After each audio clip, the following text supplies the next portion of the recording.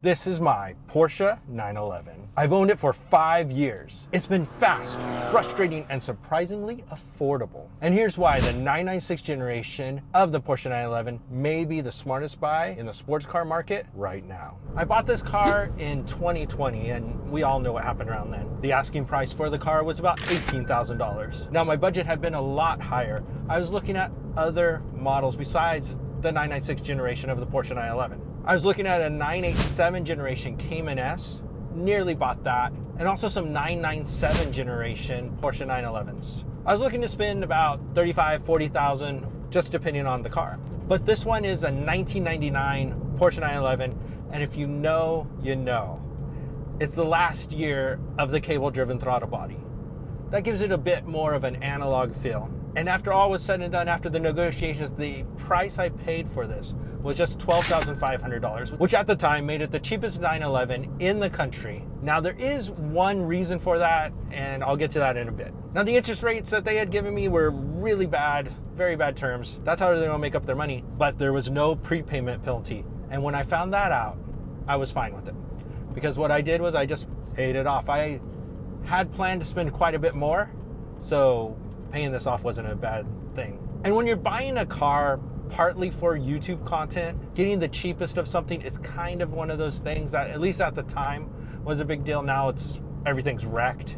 You can't just buy a normal car anymore. That's the cheapest whatever. Everyone's done that. But at the time, it seemed like a good idea. It now has 108,000 miles. I put about 10,000 miles on it over the past 5 years. I usually work from home, so I just drive it every chance I get, but it's not a daily driver in that I don't drive daily. I do drive it as a daily driver. It's just, I don't actually drive daily. But here's the real reason you're probably here.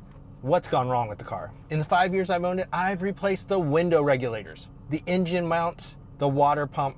It's got a new thermostat. When you do the water pump, it kind of makes sense to change the thermostat at the same time. These cars have a problem with the coolant cap. It likes to leak. They've redesigned them. And if you have an early design, coolant cap's a good thing. It's not that expensive, and I've replaced that. Recently, the rear brake light went out, so replaced that. It did both sides. I've put new spark plugs in it, spark plug tubes, and ignition coils. While spark plugs and spark plug tubes, ignition coils are kind of regular maintenance, but the real standard maintenance kind of things, oil changes and air filters, done those. And after driving it for about 10,000 miles, I had to put on a new set of rear tires. I did get a really good deal on those. They were about half the price of what you'd normally expect to pay, but you'll often go through 2 sets of rear tires for every set of front tires on this car. Obviously, I did everything myself except for mount the tires. And the grand total of all this came to $1,162 when I added up the price of parts. Now, there are a couple of things that still need to get done that haven't been done yet. The big one is it's on 25-year-old suspension.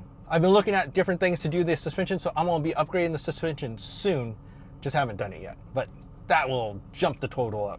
But for 5 years, a little over $1,000 in parts, putting the time and effort doing it myself, it hasn't been that expensive to keep on the road. Now, I have not done the IMS bearing, and I know everyone on the internet would say this car is about to explode any second. This particular car is a 1999, does have a dual row IMS bearing.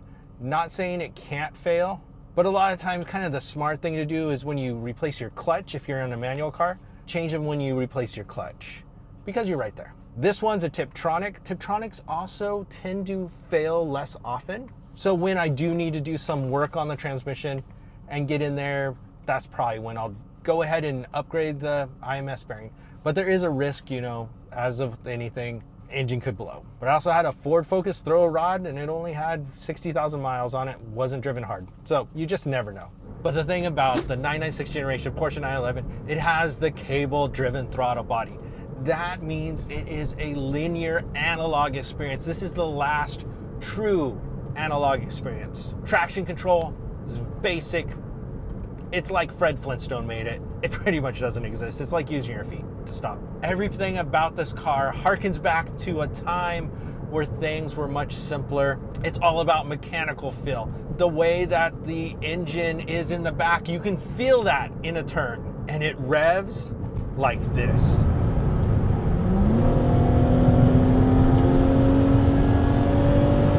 This one I've got a Pfister Sport exhaust, so it makes it sound a bit better. Out of factory, they don't sound that great. They sound fine when you're really pushing it, but when you're not going 100%, unless you have the Porsche Sports exhaust, it's just okay. An exhaust modification really gives you a sportier feel. The steering feel is perfect. I had a 1983 Porsche 944 before that had 0 assisted steering, so that has a little bit more communication, but the Porsche 911 hydraulic steering, this is before the electric steering, and Porsche has really improved the electric steering. You know, the cars, it feels a lot better than it did at once. At first it was pretty numb, comparatively speaking, but this is kind of what you want. It's just the right amount of assistance when you need it, and just the right amount of feel when you do. And you can feel every bump on the road. It just communicates in your hand.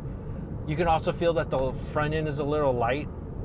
In the newer cars, it doesn't feel so light. It feels like a rear engine car, which is why you buy a 911. Now, you don't want a whittled maker, but if you buy something super neutral, then you kind of miss that aspect of it. And the new 911's incredible cars, but they do lose some of that rear engine bias because there's things like torque vectoring, things of that nature. And this one, when you check it around, you can feel that weight in the back end. You can feel where it feels like it's going to rotate more than you want it. It's not as bad as the early Widowmakers, but it's kind of the right balance where you don't feel like you're going to kill yourself in a 996 generation Porsche 911, but you do feel that great sense of having a rear engine. Now, this one does lose some of the analog feel because it has a Tiptronic transmission. That's part of the reason this one was less expensive. And people love to hate on the Tiptronic. And I get it. All my other Porsches before this were always manual cars. And I used to be 100% a manual snob. I had driven PDKs and I was like, they're good, but I'd still have a manual. But thanks to some knee issues, the fact that I would daily drive and I used to have to go to the office, the time that I bought this was just where everything was switching to work from home, but I was still gonna have to go to the office many days a week. That has since changed, but at that time, I thought, I can't keep driving a manual car in the type of traffic that I was going in California at the time, because my knee would just seize up on me. So the Tiptronic for traffic, for cruising around, and yes, even for some sporty driving. When Car and Driver drove the Tiptronic version in 1999, which is what this is, they still managed a 0 to 60 time. And now remember, this is 1999 of 5.6 seconds. So it's not exactly a slow car. It just loses some of that experience. And even though it's a 25-year-old car, even though it is the less loved 996, at the end of the day, it's still a 911. So should you buy a 996 generation Porsche 911? If you want a raw 911 without breaking the bank and you're willing to do some of the work yourself, this car will absolutely reward you. But this is just one person's experience. And over the years, I've interviewed over 1,000 Porsche owners. So check out this video to find out what I learned.